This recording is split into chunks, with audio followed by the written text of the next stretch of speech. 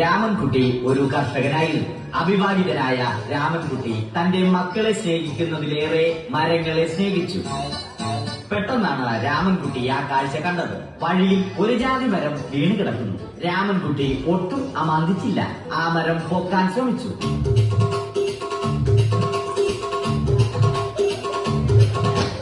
നടക്കുന്നില്ല.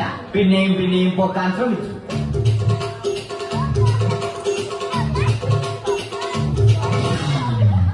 നടക്കുന്നില്ല. രാമൻകുട്ടി വഴിയെ പോയവരെ എല്ലാവരെയും സഹായത്തിന് വിളിച്ചു.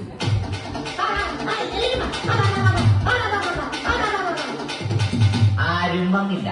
അവസാനം കുടുംബശ്രീ യൂണിറ്റിൽ തൊഴിലുറപ്പിന് പോകുന്ന പെണ്ണുങ്ങളെ സഹായത്തിന് വിളിച്ചു.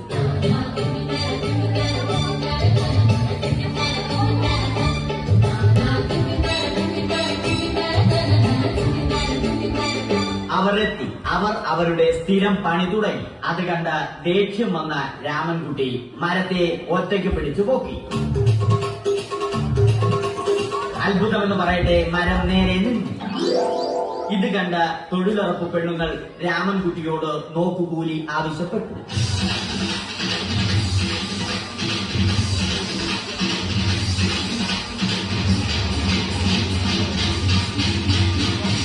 പോക്കറ്റില്ലാത്ത ബനിയൻ ധരിച്ച രാമൻകുട്ടിയുടെ പോക്കറ്റ് വരെ കീറിയിട്ടാണ് പെണ്ണുങ്ങൾ പോയത്.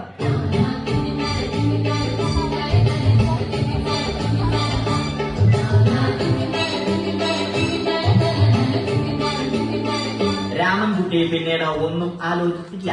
മരത്തിന് ഹാക്ടംബോസ് 2020 സെപ്റ്റംബർ 14 നൽകി. മരം തഴച്ചു വളർന്നു.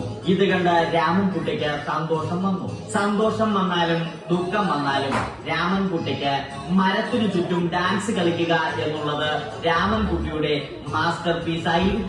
ആ മാസ്റ്റർ പീസ് രാമൻകുട്ടി ഇവിടെയും എടുത്തു.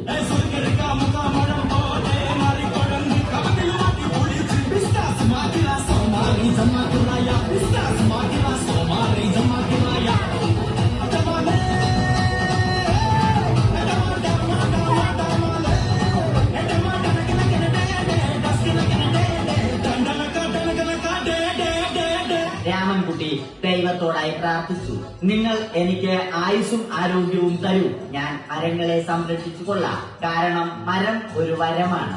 അവന്റെ പ്രാർത്ഥന ദൈവം കേട്ടു. ആ മാവിൽ നിന്നും വീണ തേങ്ങ രാമൻകുട്ടി മോങ്ങാതെ ഇരുന്നു തിന്നു. അപ്പോഴാണ് രാമൻകുട്ടി മറ്റൊരു കാഴ്ച കണ്ടത്. രാഘവൻ വരുന്നു.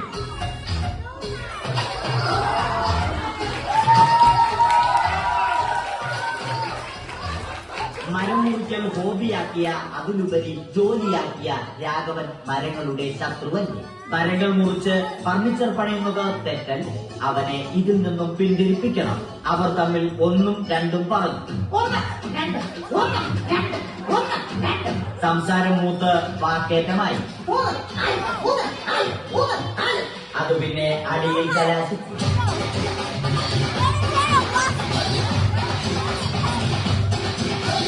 നല്ല മനസ്സിന് ഉടമയായ രാമൻകുട്ടി കംപ്ലീറ്റ് അടിയും വാരിക്കൂട്ടി. ഒടുവിൽ രാമൻകുട്ടി സർവ്വധൈര്യവും സംഭരിച്ച് രാഘവനോടായി അലറി. മനസ്സലിഞ്ഞ രാഘവൻ രാമൻകുട്ടിയെ അരികിൽ വിളിച്ചു. കൈവാക്കിന് കിട്ടിയ രാമൻകുട്ടിയെ രാഘവൻ ഒട്ടിറൊട്ടിയാക്കി മരത്തിലൊട്ടിച്ചു.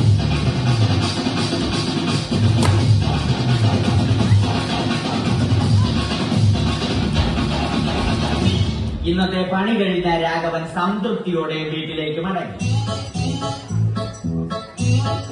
തനിക്ക് തല്ല് കിട്ടിയാലും മരത്തെ രക്ഷിക്കാൻ പറ്റിയ സന്തോഷത്താൽ രാമൻകുട്ടി മരത്തെ കെട്ടിപ്പിടിച്ച് പൊട്ടി പൊട്ടി കരഞ്ഞു.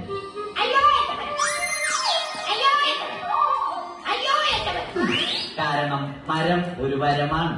കെട്ടിപ്പിടിക്കൽ ഏറ്റുവാങ്ങിയ മരം നാണം കൊണ്ട് ചില്ലകൾ താഴ്ത്തി. മരത്തെ രക്ഷിച്ച ക്ഷീണത്തിൽ രാമൻകുട്ടി മരച്ചുവട്ടിലിരുന്ന് ഉറങ്ങിപ്പോയി.